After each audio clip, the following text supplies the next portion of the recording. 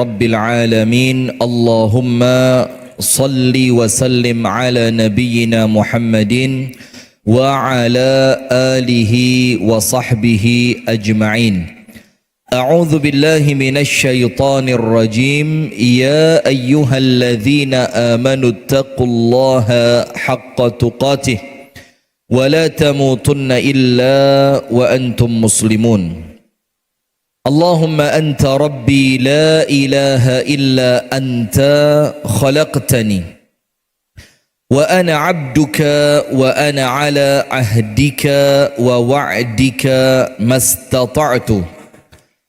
أعوذ بك من شر ما صنعت.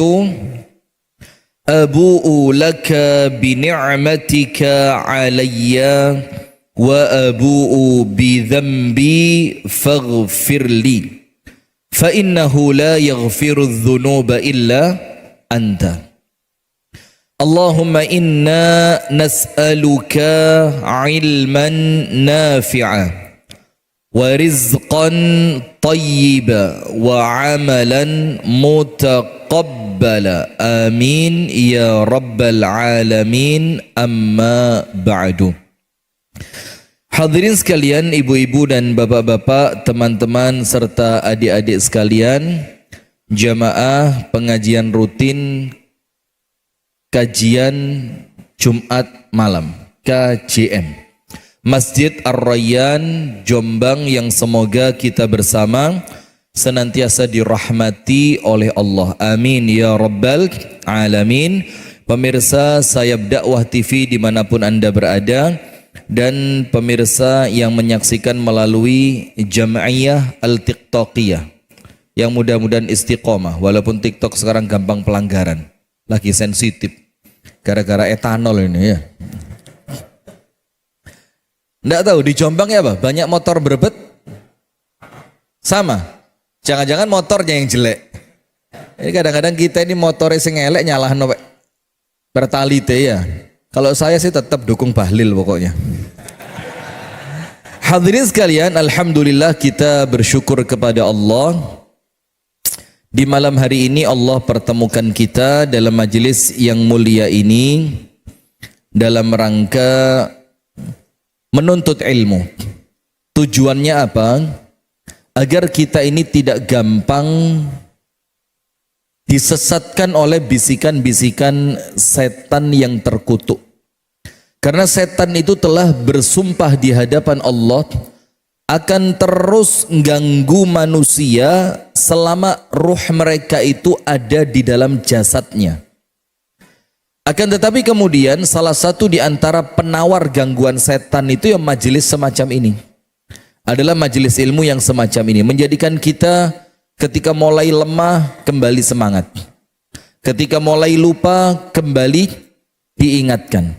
Nah, maka dengan majelis semacam ini kita berdoa kepada Allah, semoga Allah Ta'ala memberikan keistiqomahan kepada kita di dalam iman, di dalam Islam, di dalam amal soleh. Amin ya rabbal alamin.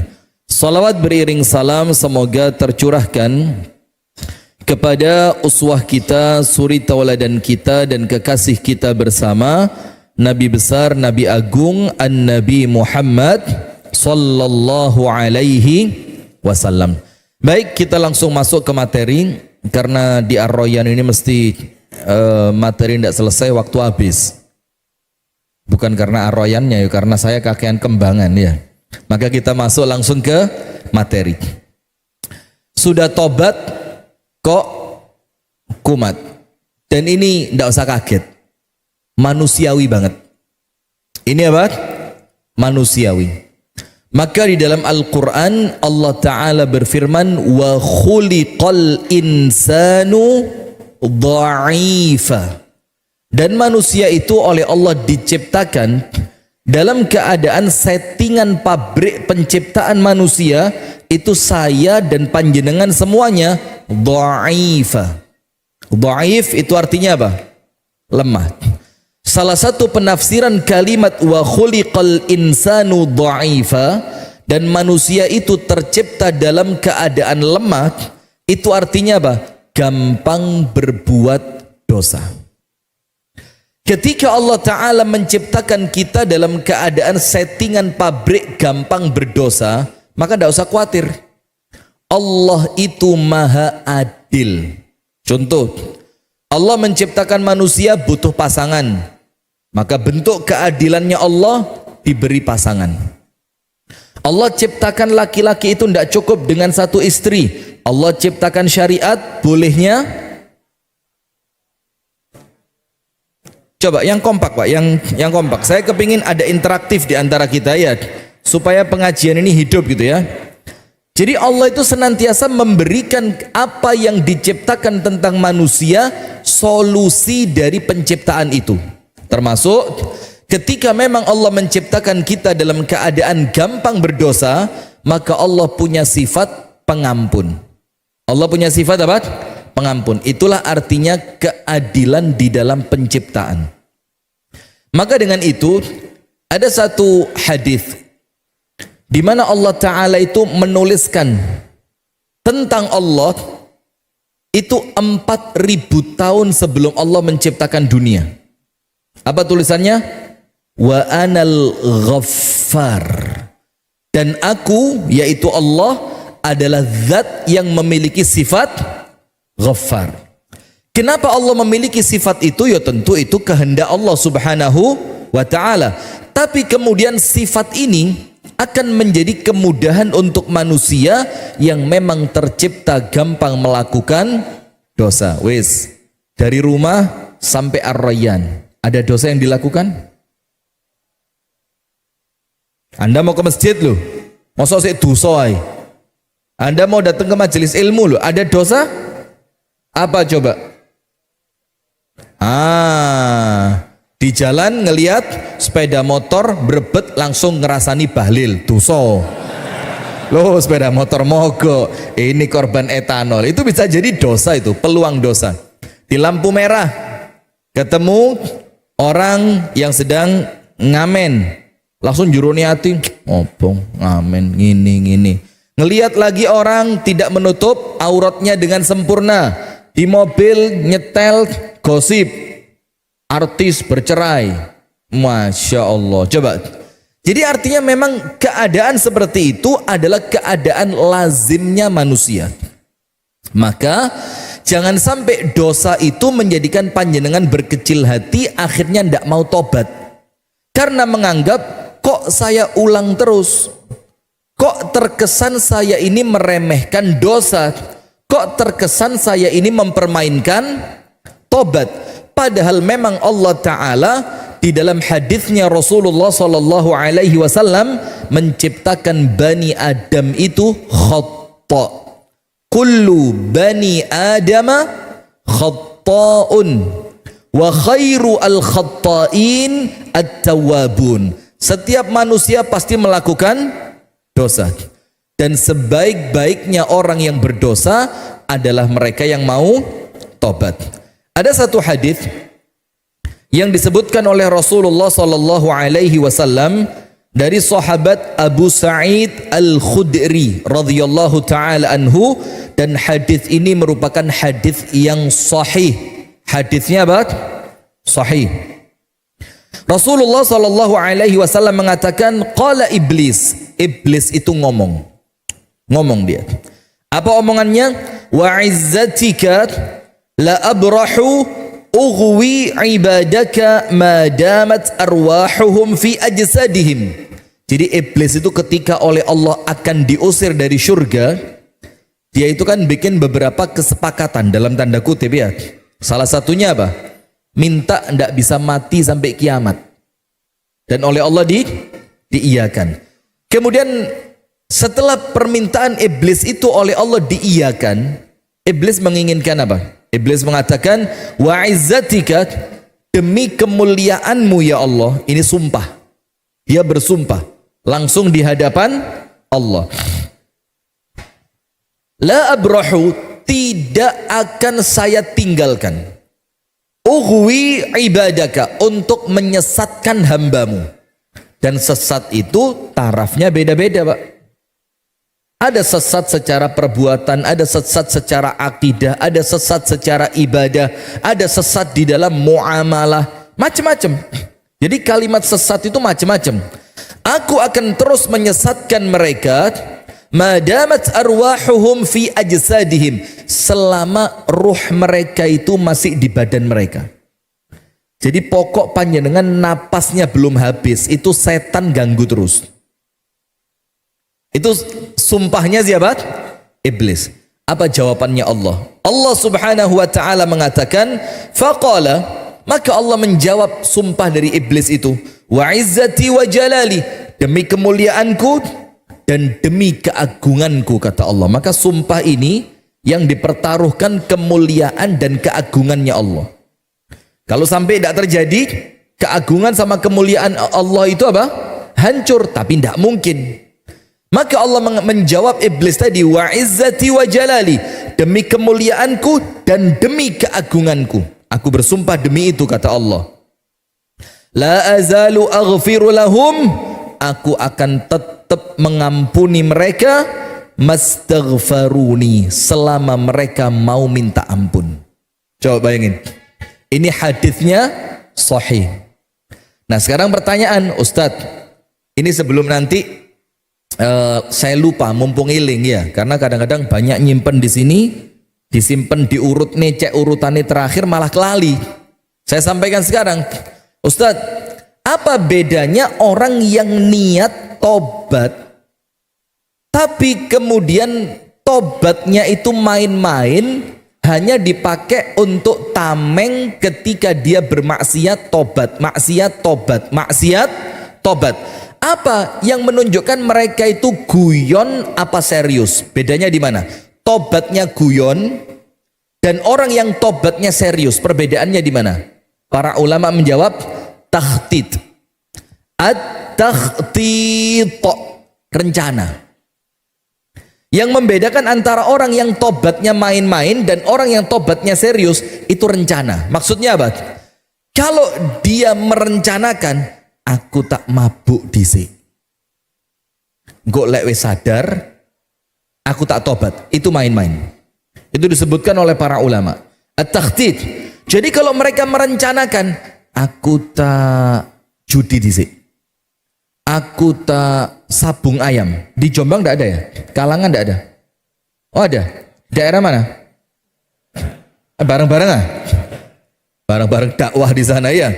Nah maka kalau mereka itu merencanakan, kira-kira enaknya kapan? Waktunya ini. Tempatnya di mana? Di sini. Golek koncone sopo? Ini. Lu kok berani kamu? Tidak apa-apa. Nanti setelah itu kita tobat. Kalau direncanakan bermaksiat dari awal, maka tobat yang sebelumnya dia ucapkan itu main-main. Ingat loh ya, tobat yang sebelumnya. Karena apa? Boleh jadi setelah kejadian maksiat itu, dia bertobat dengan tobat yang temenanan, tidak menutup kemungkinan. Nah sementara orang yang tobatnya sungguh-sungguh, bedanya di mana? Tidak pernah merencanakan dosa. Ketika dia bertobat, dia betul-betul serius, ya Allah, saya nyesel ya Allah. Dan salah satu rukun tobat itu apa? Meninggalkan kemaksiatan yang dia bertobat darinya. Maka niat dek jero niati, aku gak gelem maneh ya Allah, kapok ya Allah, tobat ya Allah. Ternyata setelah tobat yang serius semacam itu, namanya juga manusia. Tapi hati-hati, manusia itu Pak, bukan iblis yang terus-terusan berdosa. Dan manusia itu juga bukan malaikat yang terus-terusan taat. Maka manusia dan iblis dan malaikat itulah di tengah-tengahnya onok manusianya. Manusia itu kadang-kadang tobat, kadang-kadang maksiat dan tidak jarang dia taat. Kalau maksiat terus, ya ini manusia berkarakter iblis. Taat terus, manusia yang mengalahkan malaikat. Nah tapi manusia di tengah itu. Nah maka dengan itu jamaah sekalian, apa yang membedakan orang yang tobatnya serius kemudian jatuh dalam maksiat lagi, dan orang yang tobatnya tidak serius kemudian mengulang dosa berkali-kali? Perbedaannya cuma satu, perencanaan. Kalau dia merencanakan, aku tak tobat dhisik, engko lek kepingin tak maksiat maneh. Nah ini kebanyakannya begitu kan? Angkat tangan yang seperti itu. Nanti kalau ada saya suruh angkat kaki. Nah ini kebanyakannya di situ. Maka jangan pernah punya pikiran untuk mengulang kemaksiatan yang Anda tobat darinya. Karena itu menunjukkan tobat Anda main-main, dan tobat yang main-main kecil kemungkinan oleh Allah diterima. Sementara kalau panjenengan tidak merencanakan, wes pokok getun temenanan, ya Allah, ndak mau saya bohong lagi kepada istri, ya Allah, ndak mau saya bohong lagi sama suami, ya Allah, saya ndak akan lagi memukul anak saya, ya Allah, saya tidak akan lagi melakukan kemaksiatan itu. Betul-betul nyesel, tobat, istighfar, bahkan ditambahi dengan 2 rakaat sholat sunnah, betul-betul tobat dia. Setelah tobat yang sungguh-sungguh tadi, tidak pernah merencanakan kemaksiatan yang sama, lah kok moro-moro keceplosan, kelepasan, kalah dengan hawa nafsunya, maka dia terjatuh dalam dosa yang sama. Itu kata Ibnu Katsir, walau ada alfa marrah thumma taba alfa marrah taballahu alaih. Walaupun dia baleni ping 1000, baleni ping 1000, walaupun dia mengulang 1000 kali, kemudian dia tutup dengan tobat 1000 kali, maka Allah terima tobatnya mereka dengan syarat tidak merencanakan kemaksiatan yang akan dia tobat darinya. Paham sampai sini? Nah, maka dengan itu iblis nangis. Kenapa iblis nangis? Manusia dosa berkali-kali, yang penting mau tobat diampuni. Aku dosa 1 kali, Allah usir dari surga. Iya apa enggak? Iblis itu kesalahannya apa? Enggak mau sujud kepada Nabi Adam karena latar belakang sombong. Maka Ibnul Qayyim itu mengatakan induknya dosa 3. Lek telu iki ono liyane katut. Kata Ibnul Qayyim, induknya dosa ada berapa? 3. Nomor 1, sombong. Nomor 1 apa? Sombong. Itu induknya dosa. Nomor 2, hasad. Nomor 2 apa? Hasad. Nomor 3, tamak rakus. Sombong bikin iblis keluar dari surga. Hasad bikin terjadinya pembunuhan pertama di muka bumi. Habil dan Qabil. Tamak itu yang menjadikan Nabi Adam terusir dari surga. Dibilang wakulu apa? Allah mengatakan kepada Nabi Adam, wala taqraba hadhihi syajarata. Ambil semua sesuka kamu di surga ini. Situ tok. Uwetiki bukan jangan dimakan, jangan dideketi. Wala taqraba. Adam, Hawa jangan dideketin. Karena justru kepingin yang dilarang, apa yang terjadi? Diturunkan dari surga. Nah, maka dengan itu setan itu nangis. Kenapa manusia ini kok begitu spesial? Allah sampai mengatakan, aku akan senantiasa mengampuni mereka. La azalu aghfiru lahum. Terus aku terima tobat mereka. Terus aku terima istighfar mereka. Terus aku akan mengampuni mereka. Mastaghfaruni, selama mereka mau istighfar kepadaku.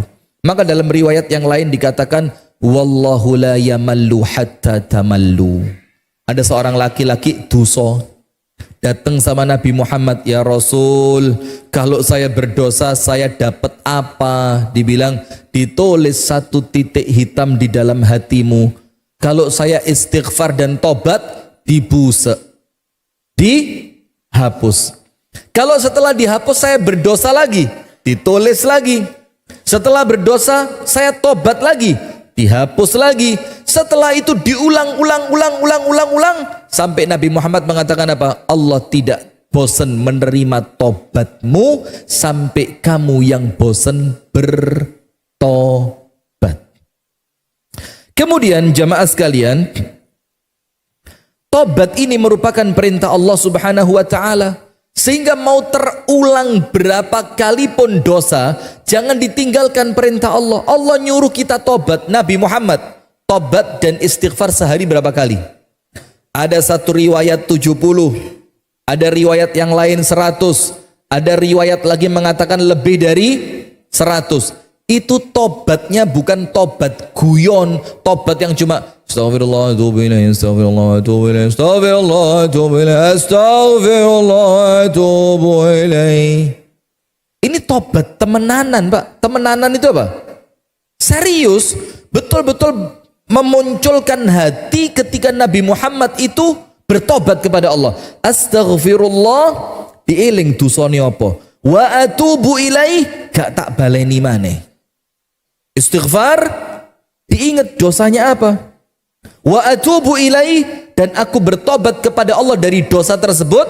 Itu menunjukkan ke dalam hati, tidak akan saya ulangi lagi. Maka Allah perintahkan kita dalam surah At-Tahrim, dalam surat At-Tahrim pada ayat yang ke-8. Ya ayyuhalladzina amanu tubu ilallahi taubatan nasuha.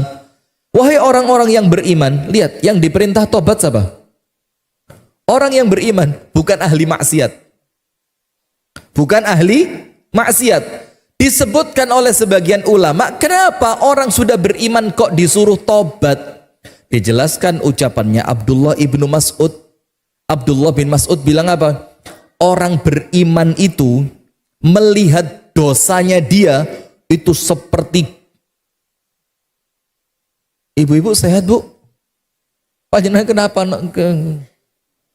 Kayak nonton jaranan loh bu. Gini.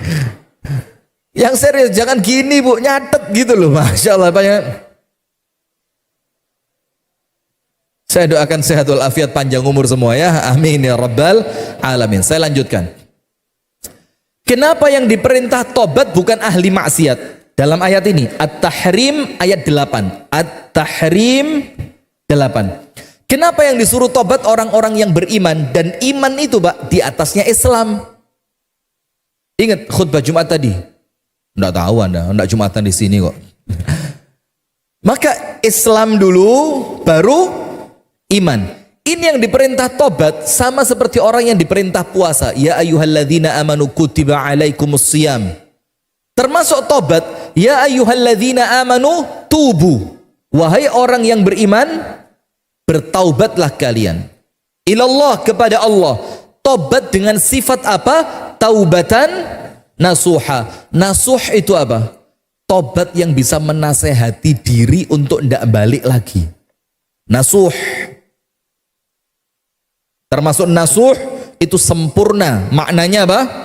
Sempurna. Sudah. Dari ucapan Abdullah ibnu Mas'ud, kenapa justru orang beriman yang disuruh tobat? Karena Pak, kalau ahli maksiat kadang-kadang wis keblinger gak kerasa lek dosane gede. Orang kalau musirrun itu apa? Terus menerus dosa, maka dosa besar terasa kecil. Dosa kecil gak kerasa blas lek dosa.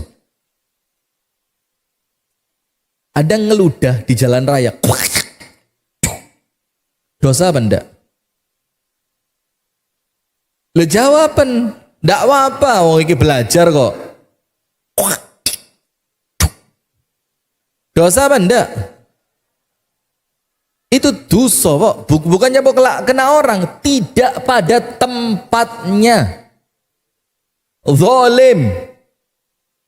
Makan kacang, kuaci, terus jendela mobil dibuka.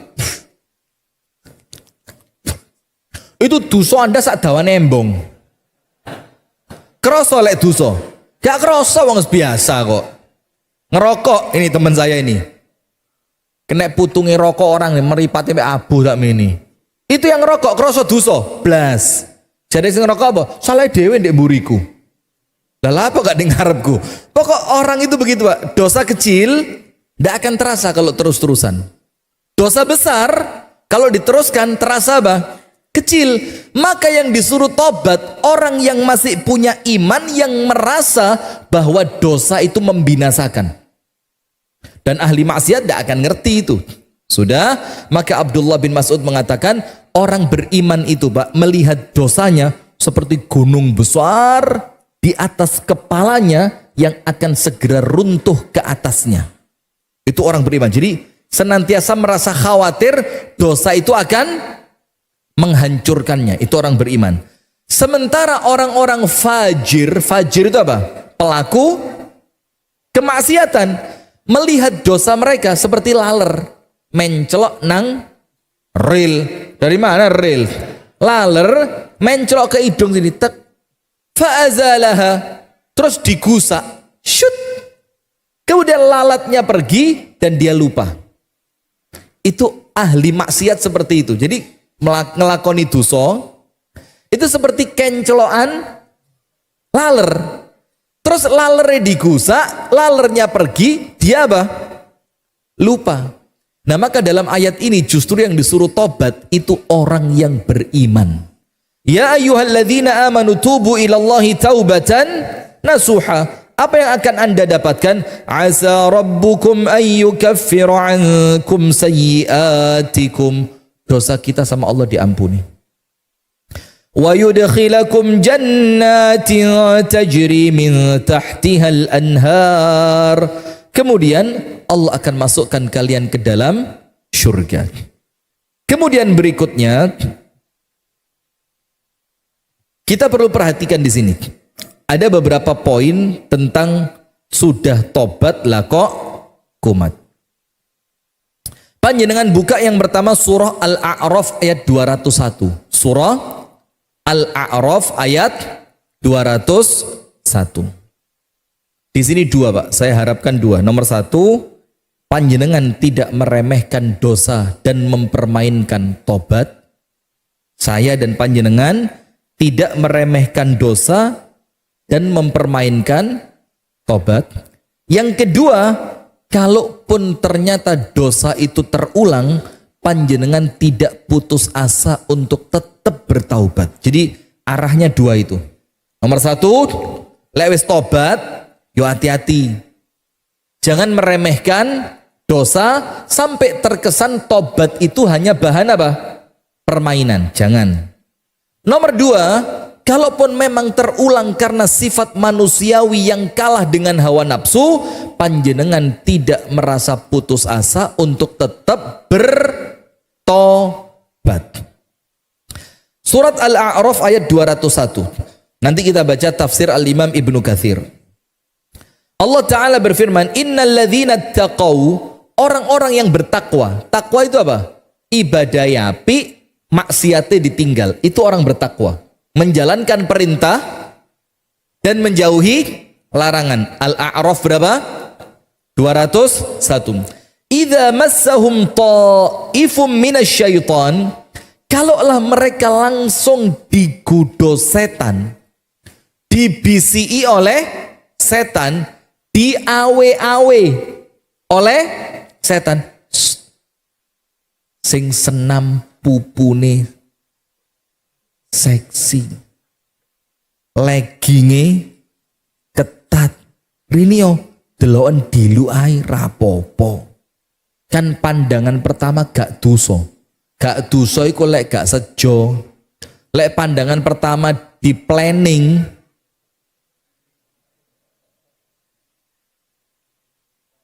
sadurunge kedep ora apa-apa, melek terus. Lah ini ya rusak, sama aja. Jadi yang dimaksudkan pandangan pertama tidak berdosa itu apa? Yang tidak disengaja. Kalau pandangan pertama disejo, ya podo ayo dosa. Nah, maka orang-orang bertakwa itu idza massahum ta'ifum minasyaiton, ketika mereka diganggu pikiran jahat untuk berbuat dosa oleh setan, apa yang terjadi? Tadzakkaru, mereka langsung ingat. Apa yang mereka ingat? Akibat buruk dari dosa. Apa yang mereka ingat? Kemurkaan dari Allah. Apa yang mereka ingat? Siksa dan azab neraka yang Allah siapkan untuk orang-orang yang melakukan kemaksiatan. Fa idza hum mubsirun, maka seketika itu mereka langsung sadar. Oh gak. Itu orang beriman. Tapi ayat ini yang akan kita ambil manfaatnya, syahidnya apa?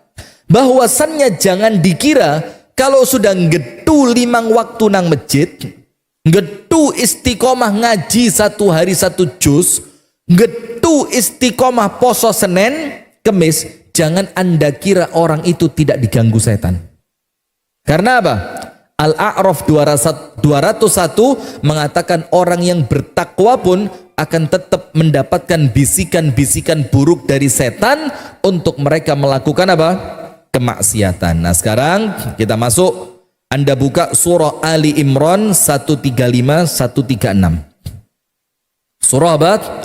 Ali Imran 135 136. Allah Ta'ala berfirman, وَالَّذِينَ إِذَا فَعَلُوا فَاحِشَةً أَوْ ظَلَمُوا أَنفُسَهُمْ ذَكَرُوا اللَّهَ فَاسْتَغْفَرُوا لِذُنُوبِهِمْ وَمَنْ يَغْفِرُ الذُّنُوبَ إِلَّا اللَّهُ وَلَمْ يُصِرُّوا عَلَى مَا فَعَلُوا وَهُمْ يَعْلَمُونَ 136. أولئك جزاؤهم مغفرة من ربهم وجنات تجري من تحتها الأنهار خالدين فيها ونعم أجر العاملين. Anda akan lihat Imam Ibnu Katsir menafsirkan ayat ini walaupun dia mengulang dosanya. Saya baca artinya. Walladzina idza fa'alu fahishatan, dan orang-orang apabila mereka melakukan perbuatan yang keji. Keji itu apa? Keji itu kita awali adzan Isya dulu. Nanti keji kita jelaskan setelah adzan Isya. Pemirsa jangan kemana-mana. Insyaallah tayangan ini akan kita lanjutkan setelah kumandang adzan Isya.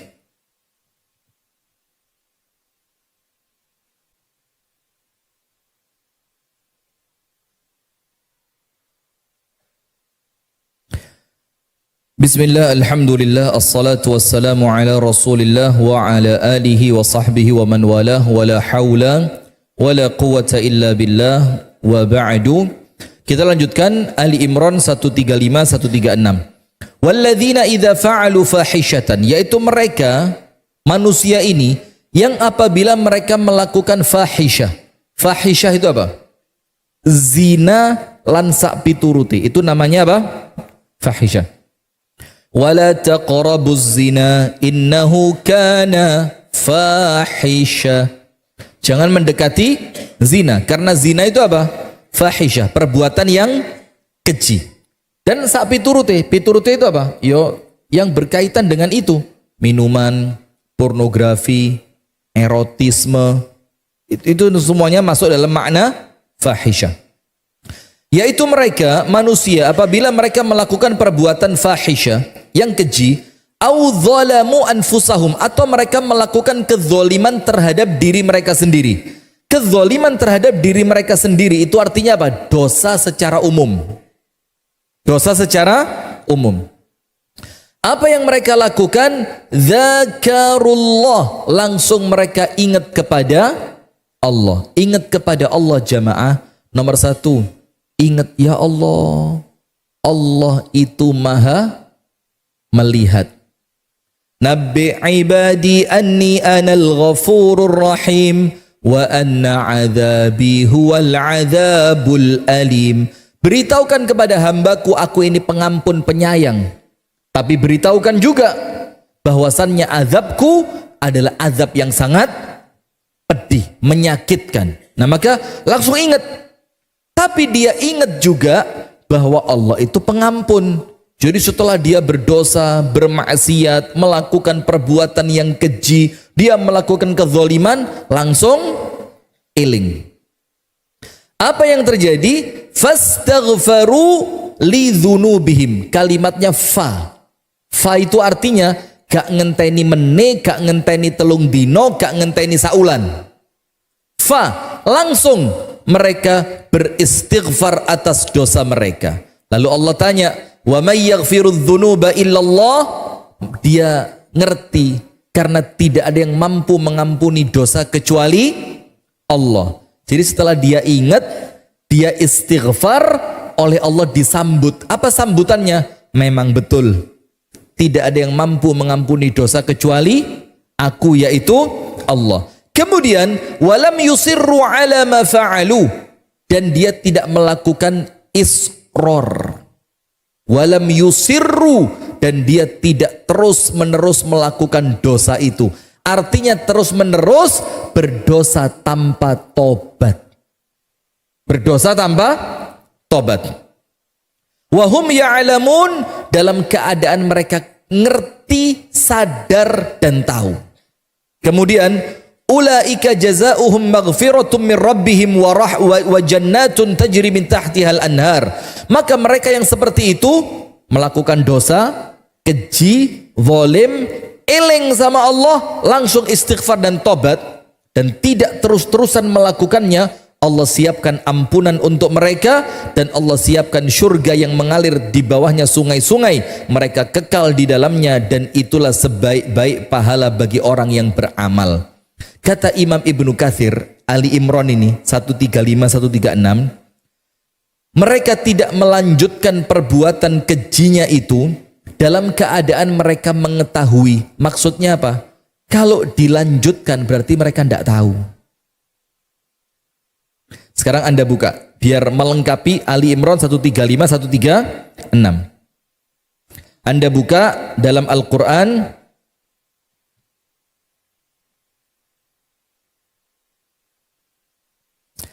dalam surah An-Nisa ayat yang ke-17. Surah apa? An-Nisa ayat yang ke-17. Allah Ta'ala berfirman dalam An-Nisa ayat 17. Ini pelengkap supaya panjenengan ngerti kalimat wahum ya'lamun, dalam keadaan mereka sadar. Maksudnya Allah Ta'ala jamaah, orang itu pas ngelakoni dosa itu gak sadar. Gak sadar bahwa Allah melihat. Tidak sadar bahwa Allah itu azabnya sangat mengerikan. Panjenengan buka An-Nisa 17 pelengkap aja. Innamat taubatu 'ala Allah lilladzina ya'maluna su' bijahalah. Tobat itu akan Allah terima bagi mereka yang melakukan keburukan karena kebodohan.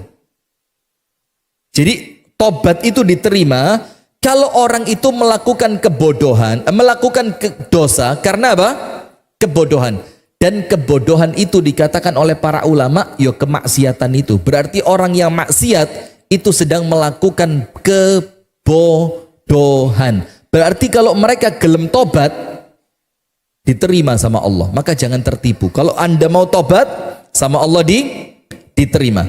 Kemudian kata Ibnu Katsir, kemudian mereka kembali kepada Allah, ingat kepada Allah an qarib, dalam waktu dekat. Jadi gak ngenteni engkau menib ulan ngarep, langsung habis dosa langsung apa? Tobat. Kemudian meskipun dosanya terulang dan selama mereka mau bertobat.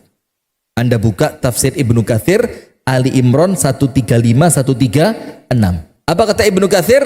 Meskipun dosanya terulang selama mereka mau tobat. Kemudian ada satu hadis jamaah. Hadis ini kalau difahami salah, ya buruk, tidak baik. Tapi kalau difahami dengan cara yang benar, maka keren. Saya bacakan hadisnya. An Abi Hurairah radhiyallahu taala anhu qala. Abu Hurairah mengatakan, sami'tu an-nabiy sallallahu alaihi wasallam yaqul. Aku mendengar Rasulullah sallallahu alaihi wasallam bersabda, inna abdan asaba dzamban, ada seorang hamba melakukan dosa. Wa rubbama qala, dan boleh jadi dia mengatakan ketika berdosa itu, aznaba dzamban faqala rabbi aznabtu, ya Allah aku melakukan dosa. Wa asabtu, wis kadung kedaden ya Allah. Jadi dia ngomong kepada Allah itu setelah dia berdosa, ya Allah, saya kok berdosa ya Allah. Dan ini sudah terjadi. Faghfirli, maka ya Allah, tolong saya diampuni ya Allah. Dia ngomong setelah berdosa itu, faghfirli. Kalau bahasa kita, astaghfirullah. Faqala rabbuhu, maka Allah berfirman kepadanya, alima abdi, anna lahu rabban, ini loh hambaku tahu bahwasannya dia memiliki seorang Tuhan, yaghfiru dzamba wa ya'khudhu bih, yang senantiasa mengampuni dosa dan memaafkan kesalahan. Jadi Allah jawab setelah orang itu ngomong begini, ya Allah, saya berdosa ya Allah, tapi sudah kejadian ya Allah, maka tolong saya diampuni. Sama Allah dijawab, dia ini ngerti kalau dia punya Allah yang maha pengampun dan senantiasa memaafkan. Apa yang terjadi? Ghafartu li abdi, maka Allah langsung ampuni. Thumma makatha ma sya Allah, thumma asaba dzamban, kemudian dia berhenti dari dosanya. Ingat, walam yusirru. Ali Imran berapa? 135. Tidak terus-terusan, dia berhenti. Ternyata setelah dia berhenti beberapa saat, apa yang terjadi? Thumma asaba dzamban, kemudian dosa maneh. Tidak lama setelah itu, setelah dia tobat, setelah dia berhenti, lah kok apa? Dosa lagi. Apa yang terjadi? Dia ngomong lagi, ay rabbi adznabtu au asabtu dzamban akhar. Ya Allah, saya berdosa lagi ya Allah. Terus dia ngomong, tapi ampuni aku ya Allah. Allah mengatakan lagi, dia punya Allah, dia ngerti bahwa dia punya Tuhan yang mengampuni dosa dan memaafkan kesalahan. Apa yang terjadi?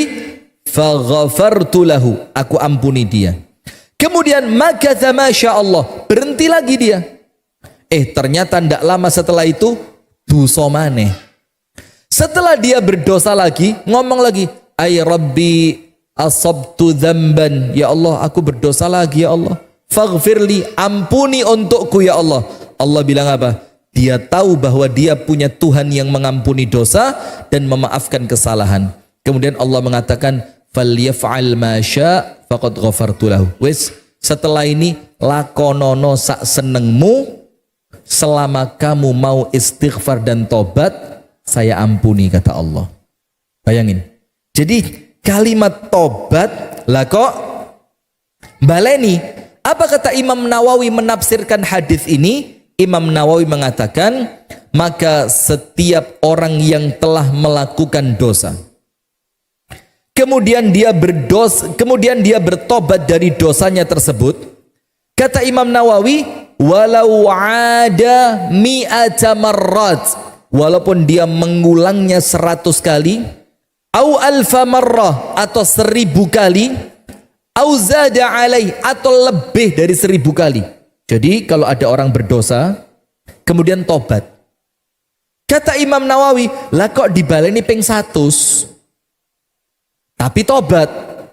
Jangankan 100, ping 1000 tapi tobat, atau bahkan lebih, maka taubatnya oleh Allah diterima dan gugur dosa dari kemaksiatan yang telah dia lakukan.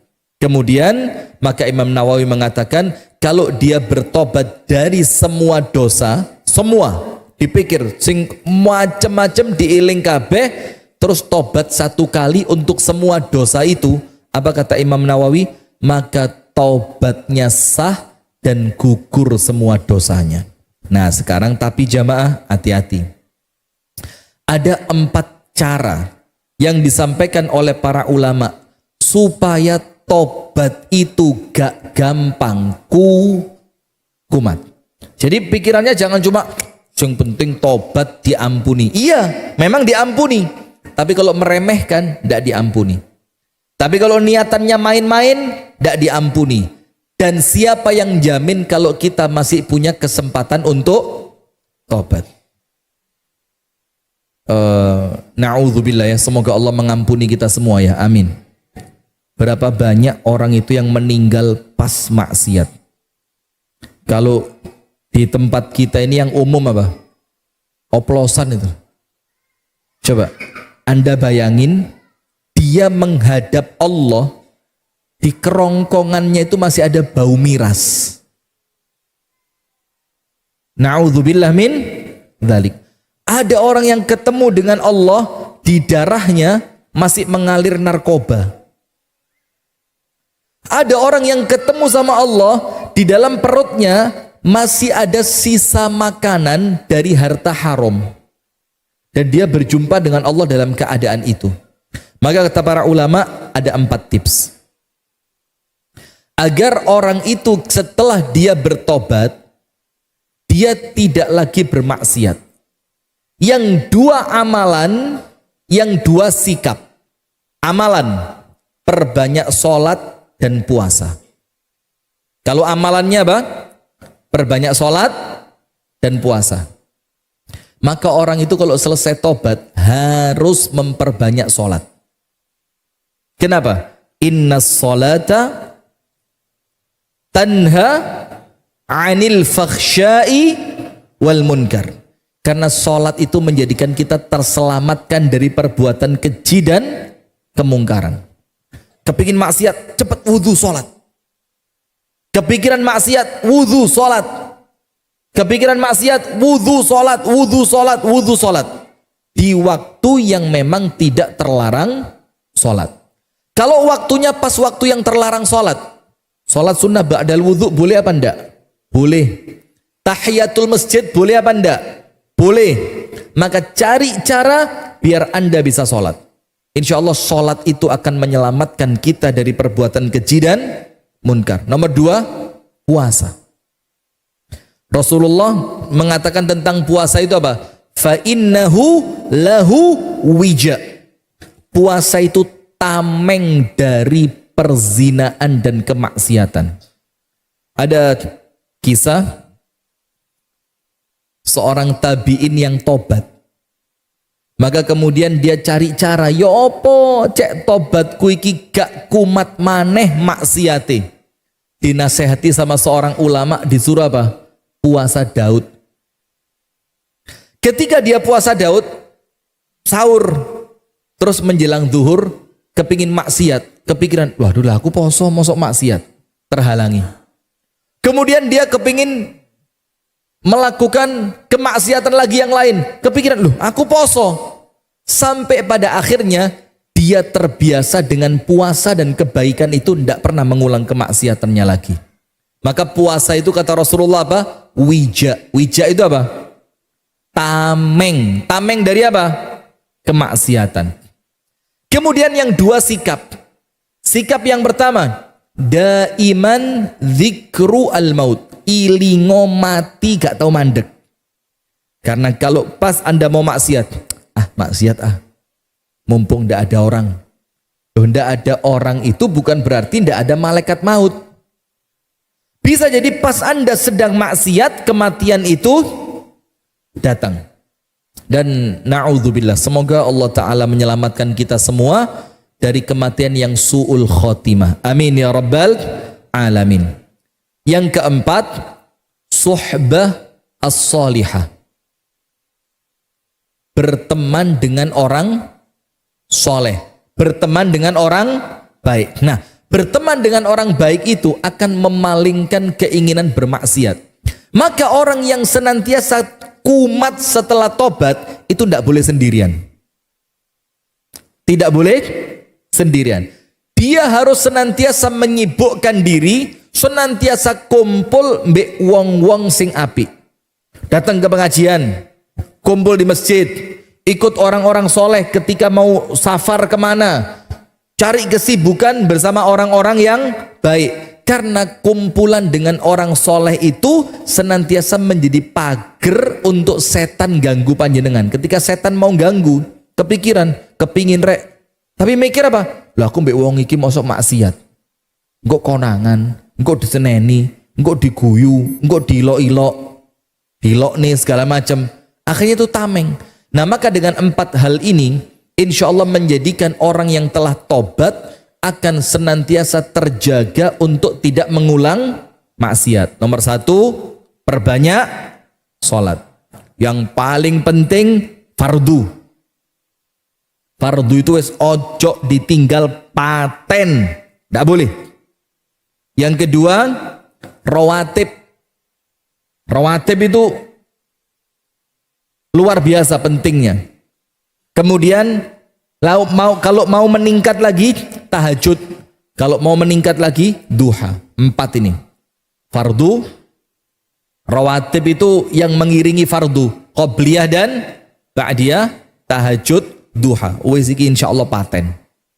Tapi yo gitu, doa minta tolong kepada Allah. Kemudian yang kedua, biar tidak gampang kumat, istiqomahkan apa?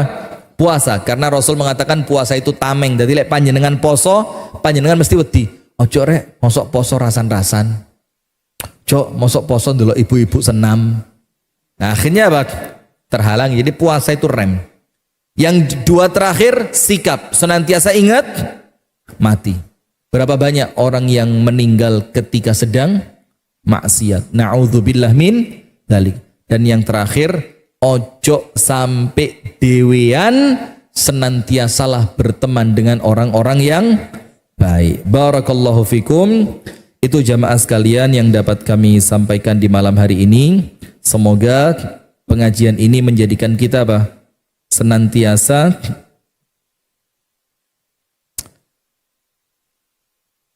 semangat untuk tidak pernah merencanakan kemaksiatan.